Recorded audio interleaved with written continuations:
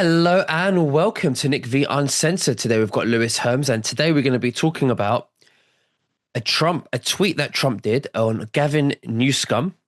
We're going to talk about the 63, what it means, the 63 judiciary tariffs, and also Trump allowing glyphosate. What is going on here? Is it good? Is it bad? Is it strategic? What's going on? Lewis, thank you so much for joining me. How are you, and what have you been up to, sir?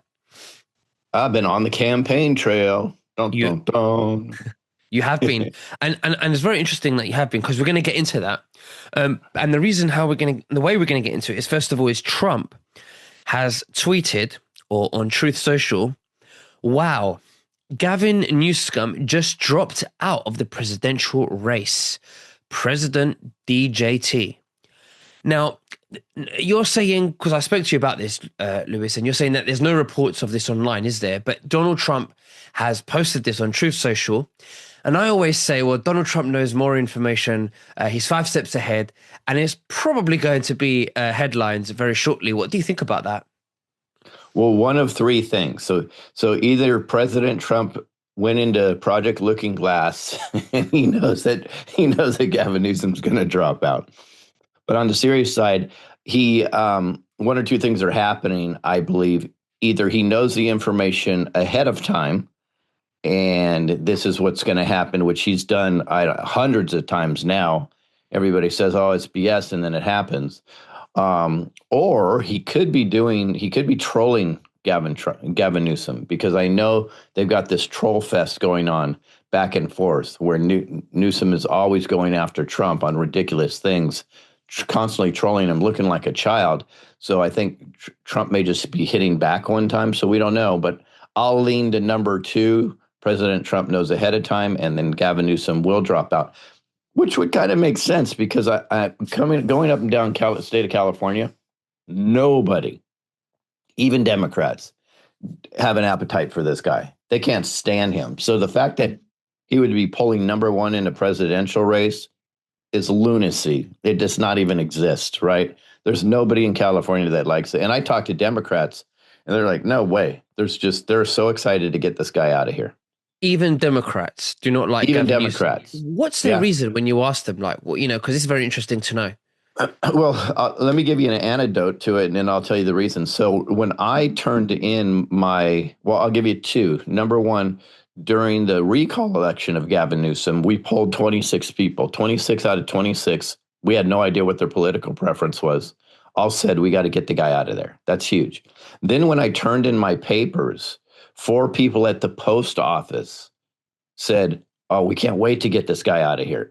And a couple of them, at least 3 of them out of the 4, were definitely very, very left, right? That was interesting. But the reasons are, they're looking at the economy in California. They're looking at everybody moving out. They're looking at the highest gas taxes around. The one of the worst sectors in regards to education, one of the worst sectors in regards to energy prices, and things are just being destroyed. But then they watched the way he managed, I think intentionally, the fires, and people are just so upset with him across the board. They just cannot stand this guy. Yeah. And right now, I believe what's happening in California with Gavin Newsom and his cronies. See, at the end of every war, many times the enemy will do what's called a scorched earth policy, where they burn everything down so it's not usable for the enemy that's coming to take over them. I believe that's what Gavin Newsom's doing in California right now. He's using scorched earth policies to just destroy California, and his legislature is involved in it also. They're all fraudsters, all a big web of corruption, deep state players, probably all involved in the Epstein list, and it's just a domino effect. We've had Prince Andrew, taken down recently. I think it's just a matter of time until it's all going to come down. Now, obviously, you're running for, a candidacy of a governor of California. Tell us about how it's going on and what you want to do to California. What are the key things that you want to bring to California to make a very big impact? Well, one of the first things that we're going to do is we're going to do what I call a super doge. We're going to go and forensic audit the complete budget, head to toe. I've said for years, I've said it on this show, that we are so corrupt here, and the wharf, which I call it, the waste, the abuse, the redundancy, and the fraud with inside the budget is second to none. And in fact, the last February, a year ago, I said it's probably 75% of the budget. Can you imagine that? 75% is completely misused. And it looks like today, I was crazy then, and today I'm right, just like on the Epstein, just like on the chemtrails, just like on COVID. All the things that we talked about now are all being, we knew are true, but now in the public is seeing that they're true. So if when we go in and we super doge that budget, Nick, imagine now you take a $500 billion budget and you reduce $350 billion in waste. The things it opens up are crazy. Immediately, bye-bye property tax, which, by the way, is illegal in my opinion. Bye-bye income tax. You have a surplus to put it where you need to put it, where we can maybe subsidize the farming in a better way to get clean, healthy farms. And the rest you give back to the people of California and bring in the best businesses possible. That alone sets us up for so many things. But I will deeply be going after child sex slavery. Huge. I'm going to have a sheriff symposium the first month to go with this. I'm going to re-explain to sheriffs that they're constitutional sheriffs. And if they honor their badge as a constitutional sheriff, so we will support them. If they don't, we are going to be exposing them.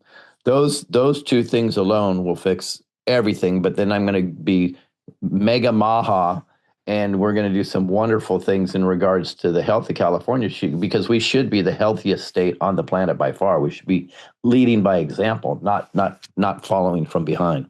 Absolutely. No, of course. What challenges do you think you will have as governor of California, in regards to with Congress stopping you from doing certain things, and obviously you might need their approval and stuff like that. For an example, property taxes.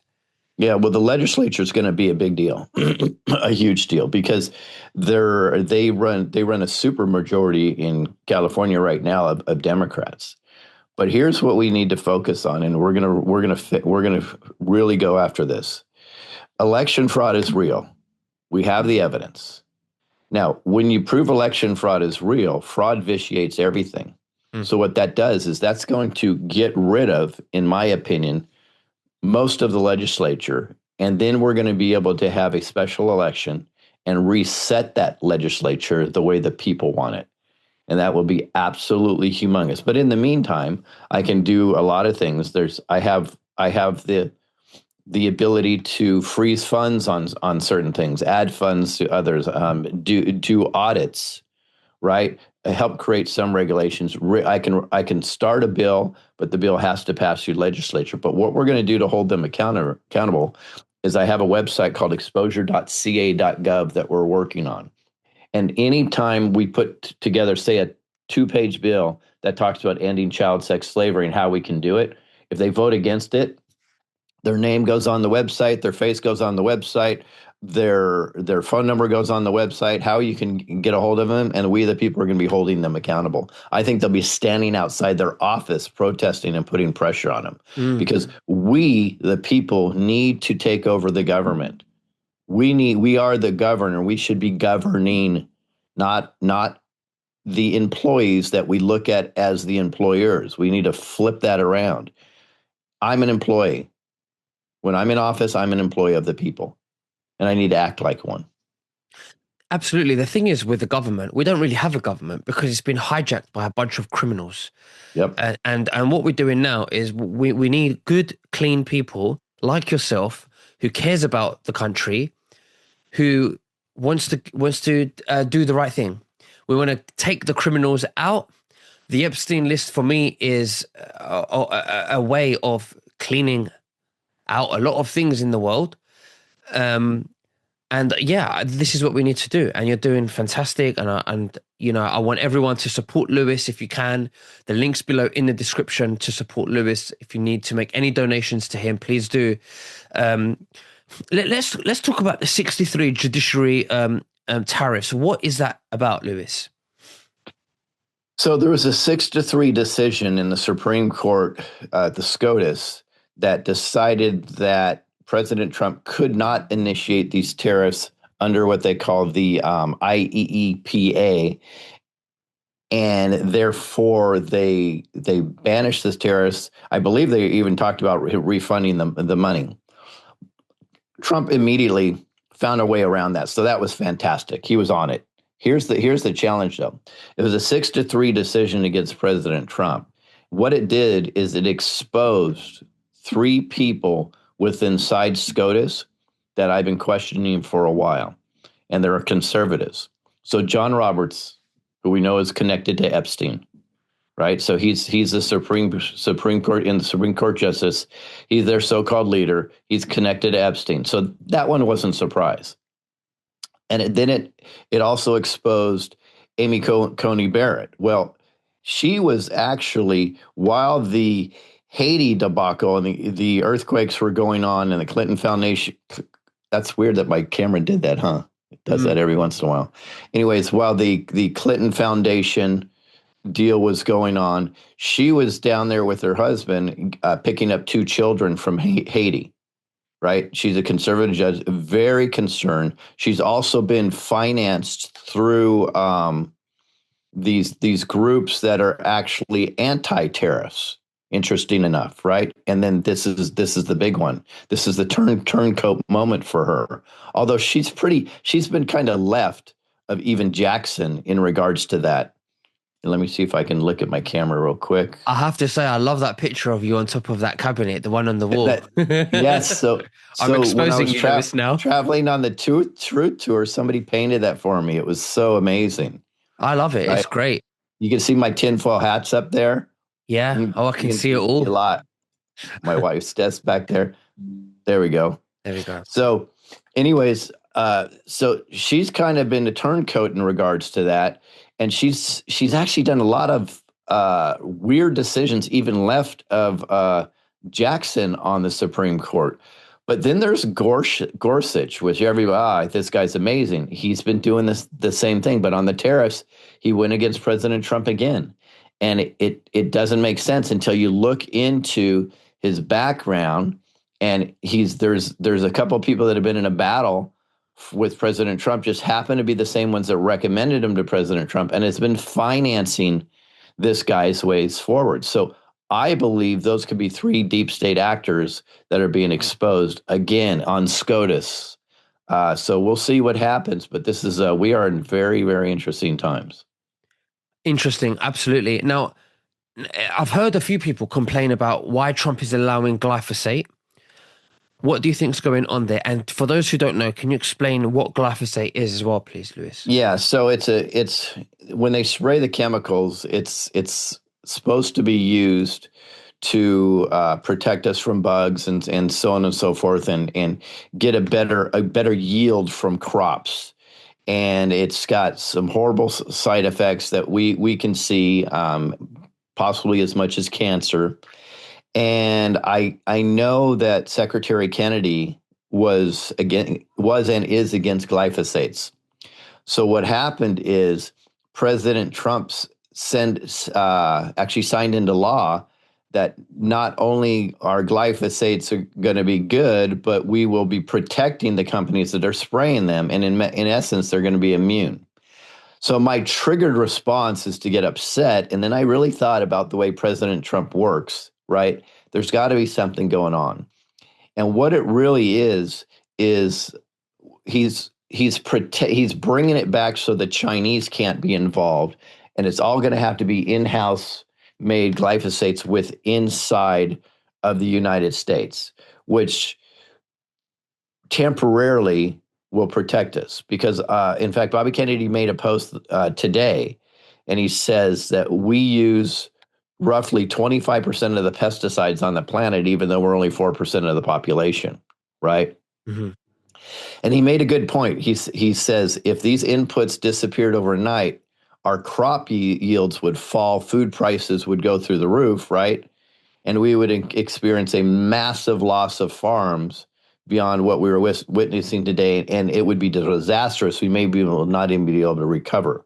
So what he's saying is if we bring these in-house temporarily and then start acclimating ourselves out of this, then it's not going to affect the agricultural is larger than normally would. Now that's hard for me because I'm very, very Maha, make America healthy again. But if you really look at the viability of this, we do have to transition these farms because many farms, and a lot of people don't know this, their soils are already poisoned and their soils need to get regenerated, right? So what we're going to do is we're going to be adopting next generation technologies, including laser guided weed control, electrothermal and electrical systems. I mean, even robotics, precision mechanical cultivation. So what this does is instead of doing the blanket spraying, we can piecemeal it and protect the people from the poisons themselves while transitioning out. Ultimately, I want to get completely away from the chemicals and the Yeah. spraying, right? That's the goal. So this looks like more of it's a transition period because if we just dropped it wholesale, everything would fall apart. And there would be a couple farms left, but nobody would have any food. So you're So saying it's more of a transition period, more like a bridge to phase it out after. Maybe he's trying to exactly right. position it first before he exits. Exactly right. So at first I was very concerned about it, but the more I look at it, dig into it, and the more I see what Bobby Kennedy is saying, it makes sense because if we have it in-house in the United States, now we can control it, right? So now we have to start pulling it back while we're building up the systems to get rid of it at the same time. It's kind of like with the healthcare industry, right? We are in an industry now with the medical mafia controlling everything. Right, we're getting poisoned wholesale for sure. But if we just got rid of all doctors and all the hospitals, there would be a major cry. There would be nobody would be able to get any help whatsoever because they're still locked into the old matrix, right? So I think this is a transition. Same thing we have to do. We have to transition people from the medical addiction culture into preventive health, right? So I think it's actually brilliant, and I will have to say, but at first I was triggered when I saw it. I was a little bit upset. Of course, I think we all was, but it makes a lot of sense because, obviously, I know it's a very cliche thing to say, but he's playing chess. You've got to position things before you can act on them. So sometimes, and that's what he's doing. A bit like what we saw with the Epstein when he says, "Why is the Epstein thing so important? It's not important right now. We've got better things to worry about." And everyone was upset about that, but it was a strategy, and that's what we're probably seeing with the glyphosate right now. Is that what you're trying to say? That's exactly right. That's exactly right. Because it takes time to rebuild these infrastructures. Can we have to reformat 95% of farming to do it differently. It's going to take some time to transition. Same thing with the medical industry, right? Ultimately, most people are going to want to be on a true health care, health maintenance program, not these symptom attacks with drugs. That's not where we want to be. So, but that's going to take a while to transition out of that. Absolutely. I want to move on now to a guy that you introduced me to. His name is Matt Geiger. And what he's done is he's helped a lot of people, a lot of my viewers, move their 401ks and IRAs into gold and silver. And recently, obviously, we saw what happened with gold. They've tripled and doubled and quadrupled their money, okay, because of that move. Now, had they left it into fiat currency, they wouldn't have had made that money. If anything, they'll be losing money, not because they're losing the money in their 401ks, but the value of their 401k is going down because of printing more money. That's what they're doing. They're printing more money, weakens the currency, but gold has just got flown up, has rocketed up. And this is what this platform's about. It's about taking your money out from the system, from the monopoly fake fiat currency, and putting it into real currency, which is gold, real money, and hedging yourself against inflation to protect your future, your retirement, and your families. And I want to leave the link below in the description so you can call Matt Geiger. You can I'll leave the link below so you can contact him. He will guide you through it. I think this is a no-brainer. Everyone has to do this. Get your 401ks out of that deep state system. It's a must do. I think everyone that's watching this now, this video, and following me and Lewis, you should know by now that fiat currency is a no-go. Okay, but obviously we're so programmed and social conditioned from so many years to be paying into our 401ks or paying into your pension or your IRAs, because it's a habit. Okay, but we need to get out of that habit. We need to reprogram ourselves into sovereignty and start putting it into gold and silver, where it's going up, where it's actually working for us and making us wealthy over time by doing literally nothing. Lewis, do you want to add to that, please? I'm only going to add one small part because you covered it just beautifully. It's really simple. If you're looking to get into gold and silver, why would you pay these astronomical fees that you would pay with these other companies? Sometimes Matt is 1/3 or a quarter of the fees that he's charging for better service, literally better service. And you pay, the fees are just minuscule in comparison. So it's a no-brainer, in my opinion, to use Verity Metals. Absolutely. And the link is below in the description. And the link is below in the description if you want to support Lewis Herms for governor of Florida, of California. I'm so sorry, Lewis. I keep getting that wrong. I've been to Florida so many. I've been to Florida so many times. It's like, PTSD, But Lewis, is there anything else that you'd like to say to the viewers before we finish? No, I just appreciate everybody. If you want to see what I'm doing, just go to hermsforcali.com or my screwbiggov.com. But we're really changing things and shaking things up here. It's going to be exciting in the next couple of weeks. Absolutely. Well, Lewis, you take care and we'll speak again very soon. Bye-bye. Take care. Bye-bye.